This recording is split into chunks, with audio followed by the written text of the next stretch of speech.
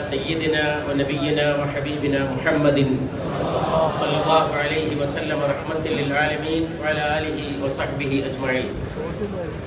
സമസ്തയുടെ അഭിവന്ദനായ അമരക്കാരൻ ചെറുശ്ശേരി ഉസ്താദ് അവറുകളെ, അഭിവന്ദനായ കോട്ടുമൽ ഉസ്താദ് അവറുകളെ, വേദിയിലുള്ള മറ്റു പണ്ഡിതരെ, സദസ്സിലുള്ള പണ്ഡിതരെ, സമസ്തയുടെ ഉത്തരവാദപ്പെട്ട നേതാക്കളും പ്രവർത്തകരും അടങ്ങുന്ന ബഹുമാനപ്പെട്ട സഹോദരന്മാർ, വളരെ ചരിത്രത്തിലെ ചില നിമിഷങ്ങൾ വളരെ അവിസ്മരണീയമാണ്.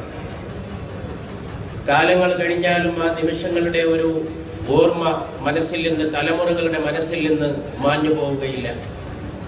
പ്രത്യേകിച്ച് സമസ്ത പോലെ കാലത്തിന് പരിക്കേൽപ്പിക്കാൻ കഴിയാത്ത മഹാപ്രസ്ഥാനങ്ങൾ, ആ മഹാപ്രസ്ഥാനങ്ങളുടെ ചരിത്രത്തിൽ ഇതുപോലുള്ള സന്ദർഭങ്ങൾ വളരെ വളരെ പ്രധാനമാണ്.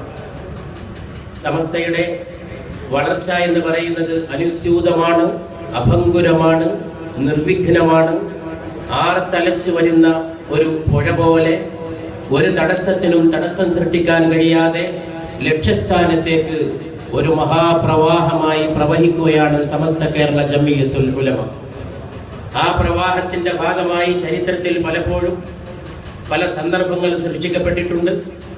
അതിൽ പ്രധാനപ്പെട്ട മറ്റൊരു സന്ദർഭത്തിനാണ് നമ്മൾ ഇന്ന് സാക്ഷികളായിട്ടുള്ളത്.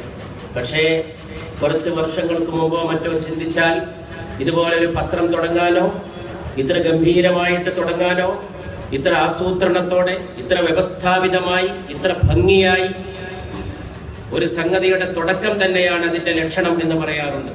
സാധാരണ ദീനിൽ ഒരു സംഗതിയെ വിലയിരുത്തുന്നത് അതിൻ്റെ ഇബ്തിദാഹും പിന്നെ അതിൻ്റെ ഖാത്തിമത്തും കണക്കാക്കിക്കൊണ്ടാണ്.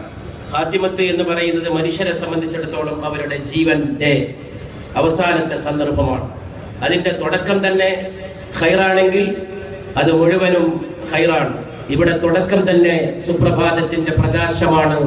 അതുകൊണ്ട് എന്നെന്നും ഇൻഷാ അല്ലാഹ് പ്രകാശമാണ് സുപ്രഭാതം ഇവിടെ സൃഷ്ടിക്കാൻ പോകുന്നത്.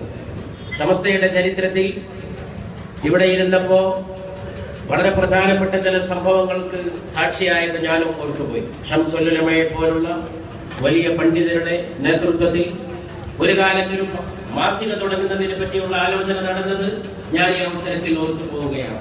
അന്നൊരു യോഗത്തിൽ ഇരുന്ന് ധാരാളം അതിന്റെ പേരുകളെ കുറിച്ച് ചർച്ചയുണ്ടായി. അവസാനം സുന്നി അഫ്കാർ എന്ന പേര് നിർദ്ദേശിച്ചത് ഞാൻ ഇന്നും ഓർക്കുന്നു. ശംസുൽ ഉലമ ഇ കെ അബൂബക്കർ മുസ്ലിയാർ അവറുകളാണ്. ഞാൻ ആ യോഗത്തിലുണ്ടായിരുന്നു.